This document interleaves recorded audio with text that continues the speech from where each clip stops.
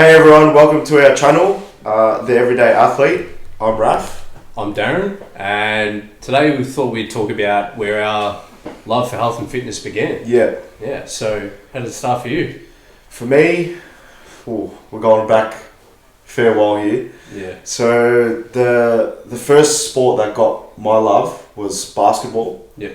So I started through from primary school, and I asked mum and dad, joined the team, fast tracked through, played organised basketball, played with the school as well whenever there was like inter-school sports, and it got to the point where I got to pretty high levels in it, so under 16 A grade, 18's A grade, even men's, the team that we played in at one point was pretty high level. Yeah.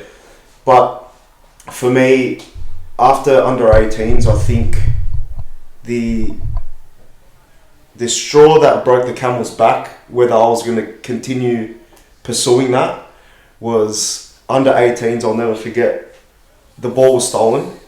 I was the last man back. This kid would have been 17 years old. Yeah. He's ran, like, it's a fast break, so it's me versus him, essentially. He's gone up, reverse dunked on me. Yeah, shit. Under 18s, man. Yeah. So I was like, after that, I was like, oh, okay, I'm a bit too short for this sport. Yeah. So transitioning from there, I always liked fighting too. Like, remember me as a kid, I always liked to wrestle with other kids, this and that. So the next thing I wanted to pursue, which I sort of pursued at the same time with basketball, because I started martial arts at 14.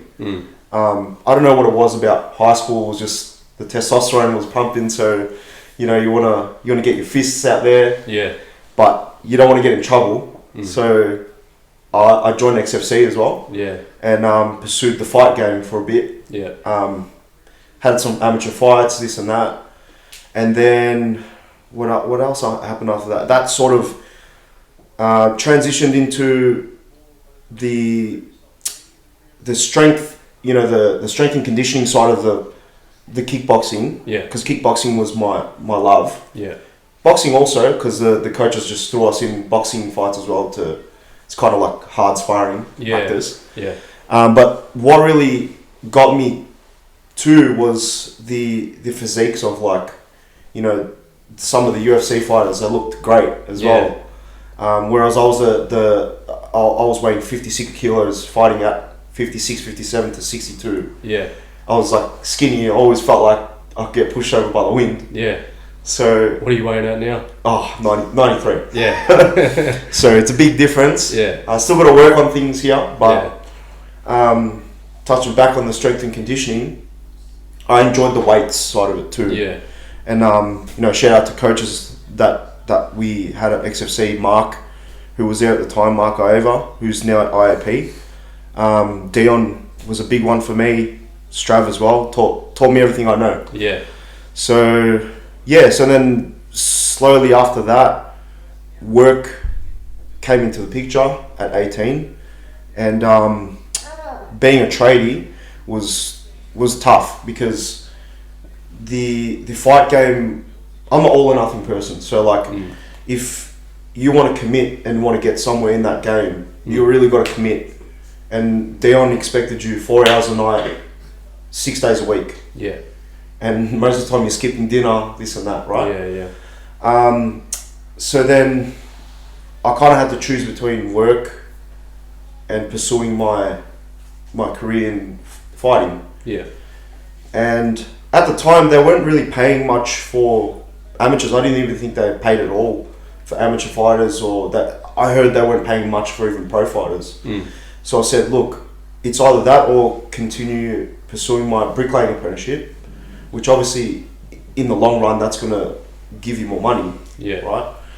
So it was a choice between those two, and I ultimately had to choose work. Yeah. As with everyone normally does, right? Yeah. So I thought to myself, okay, what's a good way to still be able to go to work, but then still enjoy some sort of fitness? Yeah. And that was where the gym came in. Sort of just, it was on and off for a while. It was like there was years where I'd train very hard weightlifting, and then I'd stop for a couple of years. Yeah. It was never really consistent. Yeah. Right? But that's my story. How did you? What was your first love? Yes, The fitness. for me, like, I was an active kid from the start. I was always outside playing sport. First organised sport I got involved with was tennis. I always used to see with your racket when we Yeah. were young. Yeah. So tennis I played competitively for about 10 years, and then I got to a stage where I picked up cricket as well as a teenager, because that was like probably my biggest love. Yeah. Tennis was something I loved, but I sort of persisted with it because I was good at it, not because I loved it as much as cricket. Yeah. I was definitely better at tennis than cricket. Really? Yeah. That's something I never knew. Yeah, definitely better at tennis than I was at cricket. Yeah. And it got to a point where I had to choose out of the two. Yeah. Picked cricket because I loved it more. Yeah. And because it was a team sport. Yeah. You're not just relying on yourself. Yeah. It's lonely out there, as with the fight game too. Yeah. Yeah.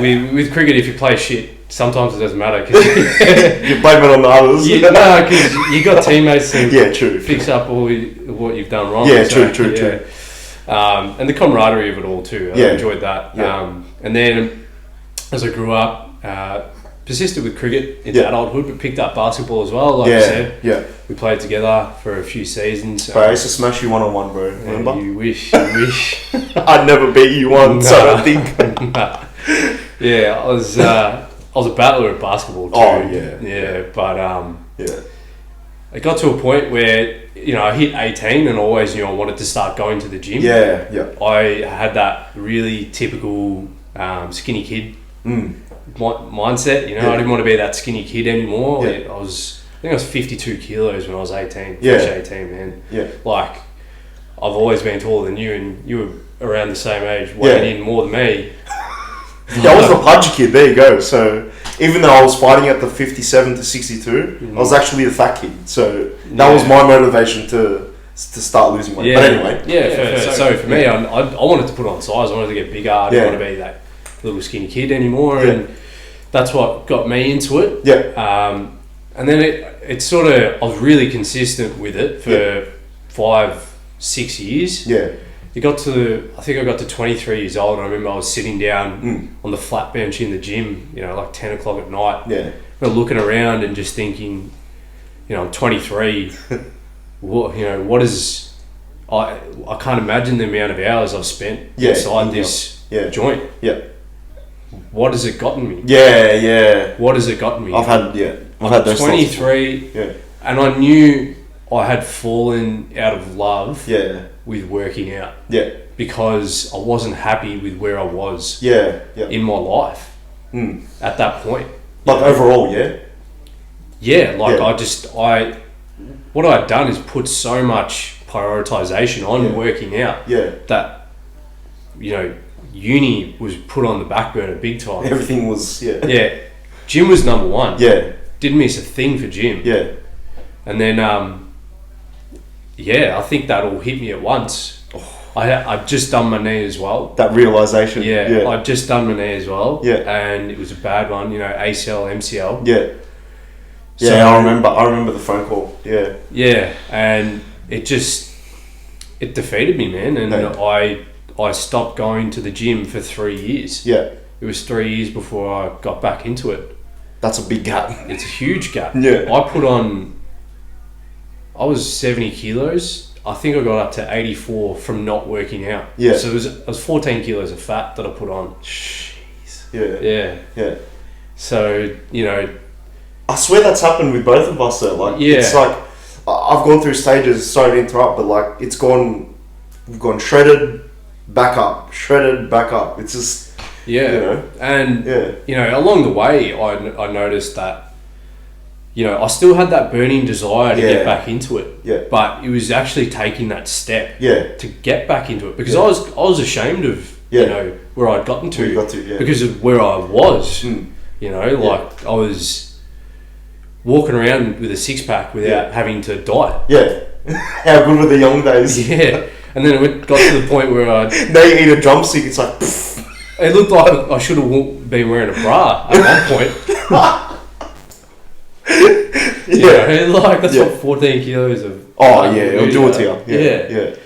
So and it's the daunting, the overwhelming feeling as well of stepping back in there. Yeah. After such a long break. But do you know what? I looked back at it and I thought, what I did when I stopped going to the gym was put all that sort of discipline that I had taught myself by being consistent with the gym and being able to commit the time and hours that it required to look the way I looked. That sort of discipline I put into uni. And I went from, borderline passing, failing units to getting high enough grades to get into a master's degree, which is what I'm doing now. So you took a lesson from... I took a huge lesson from that taught me a lot. That's an awesome lesson, bro. That's something that you picked that up from the gym, But I always knew I wanted to get back into it. Yeah. But I needed to not let the gym take over my life again. Yeah, right. You needed that balance. Yes, I needed the balance. It needed to be that I could prioritize uni. And all the other things that come with adult life. In front of going to the gym if I needed to. Because true. And so I made a promise to myself that if I needed to miss a week, if I needed to miss 2 weeks of gym, I was going to beat myself up over it. Yeah. Because I knew I would get back into it. That's the thing. Everyone's so hard on themselves. Like, when you do miss a week or a day or whatever, you're like, far out. Like, I shouldn't have missed that day. And, you know, but then it's important not to beat yourself over it. That's right. And one thing that came to mind was, you see these influencers and they promote consistency, like you got to be consistent, but which is great. Absolutely, you need to be consistent. 100%. Yeah. But what you need to be before you can be consistent is you need to be persistent. Oh yeah, you're preaching now, brother. You need to be persistent. You need to be able to know that if you miss a session, you miss a week, you miss a month, that's okay, as long as you're persistent. And that little burning desire inside of you, where it can actually defeat you sometimes, where you feel like you're really letting yourself down. Don't let it make you feel like you're letting yourself down. Let that be what is going to spur you on. Like it'll fuel you to... It's going to fuel you to get back into it. And, not everyone can be consistent, bro. And touching on that too, I think as well, a big part of being able to step back in there is like, you got to love yourself for the way you are at the present time. Before, like, you got to love yourself regardless of the way you are. Because the healing doesn't start until you love yourself first. And that sounds vain. But you also have to. You have to want to be better. 100%. Yeah. You got to love yourself, but you have to want to be the best version of yourself, and it's not just in regards to your health and fitness. You got to be mentally the best version of yourself. Every aspect of life. We might never reach that goal. But we can always work towards that. And that's the carrot dangling in front of you always. That you can always chase. And staying persistent. No one's perfect. But touching on that persistency as well, like, for me, like you said, there's been times where we've stopped and came back stronger and then failed again. But for me, the biggest one recently was my son being born.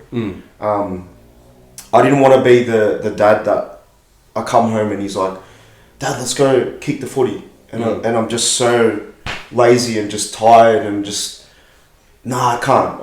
Like I don't want to be that dad. So for me, that was the excuse to be persistent, going back. And as well, you can ask my wife, when after she gave birth, I still went to the gym. And I had dudes in there going to me, "Bro, like you can see it in your eyes, like you're tired, you've had no sleep, and you've just had a kid. What are you doing in here?" And I told them, like, if I stop going, like if I miss this session, I'm not coming back for a very long time. But I didn't beat myself up over it. Like I stayed persistent, and now that's where we're transitioning into consistency. That's it. You can if you can't get consistency into your health and fitness, that's okay. As long like just be persistent. Yeah. You know, allow yourself to take the break to prioritise other things in life. Yeah. It's okay. Yeah. You know, and I feel how much is it a grind though? It's a grind. It's a massive grind. I feel like people don't. Yeah. You know, they don't get told this enough. Nah, they don't. They don't get told that it's, you know, it's okay to miss. Yeah. It's okay to miss a period of time if you need to, or if just because, you know, like me, I fell out of love for it. Yeah. It was 3 years for me. But you bounced back. But I came back, and I always knew I would. Yeah. I always knew I would. It was just a matter of when, you know, and how I was going to do that. That's a scary thing for me too, because like having that martial arts background, like I always tell the boys sometimes, like I get itchy to just get back in there again. Yeah. But you know, times have changed, and like the priorities are different now. Oh yeah, massively. When it comes to cricket, man. Like, you'd get the same thing. I always think, like, anytime I watch a game, I'm like, geez, I'd love to get back into it. Yeah. But then you get to the point where you realise, well, that takes training Tuesday night, Thursday night. Yeah. You're spending from like 11:30 in the morning Saturday till 6:30 in the evening, like playing. Yeah. And then you get to, I don't know, by the time you leave the club, like depending on whether you stay. And then it's like the vicious cycle again. It just goes over and over, and then you've lost the whole summer of Saturdays. Yeah, exactly. Yeah, so like. Yeah. And now that we're older, we got things to do. Yeah. People see, you know. It's too much time. Yeah. And that's, you know, if you had asked me when I was 16 whether I'd still be playing cricket at 28, I'd say, of course. 100%. Yeah, of course. Without a doubt. Yeah, it was like the number one thing in my life. That was like me too. Yeah, but I was using school. To sleep in class. To recover from the training that I did at XFC. The night before. Yeah. That just goes to show. You know, the priorities like. Yeah. So our take-home message basically is, it's okay to have, you know, periods of time off. You know, it's okay if you can't be consistent, because that's adult life. Yeah. You can't always prioritise your health and fitness. It's just not possible. Unfortunately, like, I wish we lived in a world where, you know, there was 48 hours in one day. Yeah, exactly. Yeah. So just be persistent as much as you can. Yeah. Because that's what we're doing. Like, I'm certainly not, I wouldn't consider myself to be consistent. Yeah. You know, like, I go the 4 or 5 times a week. Yeah. If I can. But sometimes it's more like 2 or 3. And that's okay. Sometimes I might miss a week. Yeah. Or 2. Yeah. And that's fine, man. Like, it's fine. But for me, like, I got to persist more too, because, you know, I don't have a lot of free time with the little one. So the sacrifice I got to make is persist it at 4 o'clock in the morning. Yeah. Which is a grind in itself. Yeah. But you just got to find ways to make it work. You got to find, exactly right. Yeah. Just make it work for you. Yeah. And that's how you stay consistent at the end of it too. Yeah. Yeah. The persistence builds towards being consistent, and that's what we're working towards, and we hope that, you know, everyone watching at home can sort of relate to that, and hopefully, you know, us shedding a bit of light on our struggles with that can be, you know, reassuring, and hopefully, you know, you can keep persisting. So on that note, we'll wrap it up. So thanks for joining. Make sure to like, subscribe, and share too. And click the notification bell. Yeah.